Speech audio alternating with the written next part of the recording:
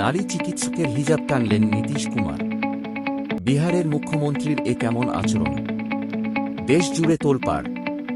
একজন নারী চিকিৎসক সরকারি চাকরির নিয়োগপত্র নিতে এসেছেন, কিন্তু মঞ্চে ওঠার পর যা ঘটল তা দেখে স্তব্ধ গোটা ভারত।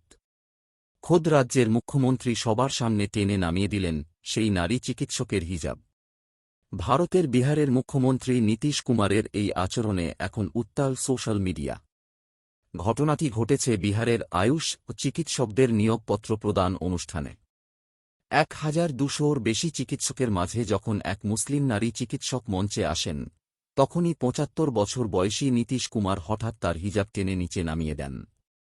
ভিডিওতে দেখা যায়, বিহারের উপমুখ্যমন্ত্রী সম্রাট চৌধুরী তাকে থামানোর চেষ্টা করছেন, কিন্তু পাশেই দাঁড়িয়ে হাসছিলেন স্বাস্থ্যমন্ত্রী ও মুখ্য সচিব। এই ভিডিও ভাইরাল হতেই শুরু হয়েছে সমালোচনার ঝড়। আসাদুদ্দিন ওয়াইসির দল এআইএমআইএম প্রশ্ন তুলেছে, মুখ্যমন্ত্রী যদি এমন আচরণ করেন, তবে নারীদের নিরাপত্তা কোথায়? কংগ্রেস সরাসরি নীতীশ কুমারের পদত্যাগ দাবি করেছে। প্রধান বিরোধী দল আরজেডি তো আরও এক ধাপ এগিয়ে বলছে, নীতীশ কুমার মানসিকভাবে অসুস্থ হয়ে পড়েছেন। তবে নীতীশ কুমারের দল জেডিইউ বলছে অন্য কথা। তাদের দাবি, এটি ছিল স্রেফ স্নেহ।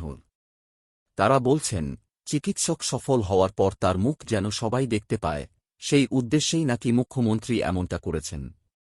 কিন্তু প্রশ্ন উঠছে, একজনের ধর্মীয় স্বাধীনতা ও পর্দা করার অধিকারে হস্তক্ষেপ করা কি স্নেহ হতে পারে?